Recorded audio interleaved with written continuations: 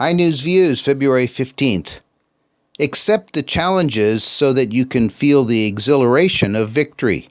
George S. Patton. Apple is going solar. Lots of companies these days are embracing renewable energy, not just for environmental reasons, but also because it makes good business sense.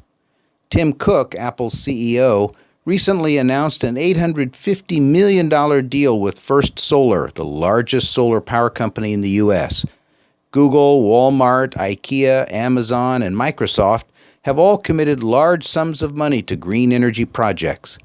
Mr. Cook of Apple said that climate change is real and the time is right to make the change from fossil fuel energy production to renewables.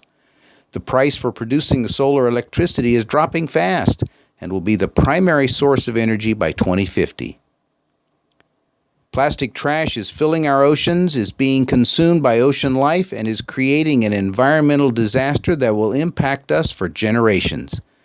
Most plastic trash ends up in landfills where it takes decades or even centuries to degrade, but some finds its way into Earth's oceans.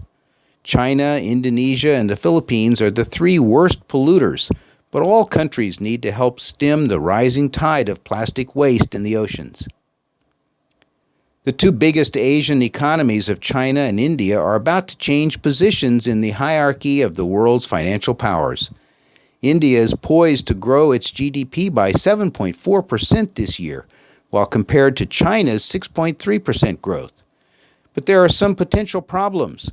The widespread absolute poverty in India has reached 25% of the population, compared with only 6% of Chinese. Prime Minister Modi's policies that have delivered such dynamic changes to India could stumble if the Hindu nationalists begin to stir up trouble. Korea is being viewed as a model of the possible synergy between pop culture and tourism. The Korean wave, or Hallyu phenomenon, is being examined by other countries as a paradigm of cooperation between arts and tourism. At a tourism conference in Cambodia, Korea offered to share its development experiences with countries and provide support for the continued growth of that sector of the economy.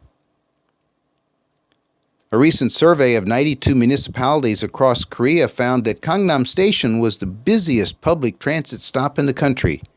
It was the only stop where more than 100,000 people board and disembark from the subway every day. The most frequently used bus stop was near Suwon Railway Station in Gyeonggi Province, where more than 77,000 people get on and 63,000 people get off buses per day. Bulimia is a serious problem that affects young people in their 20s and 30s. This eating disorder afflicts females 15 times more often than males. Many people suffering from bulimia or anorexia fail to understand their symptoms or get medical treatment. Samsung Medical Center recommends eating with company and in small portions at specific times.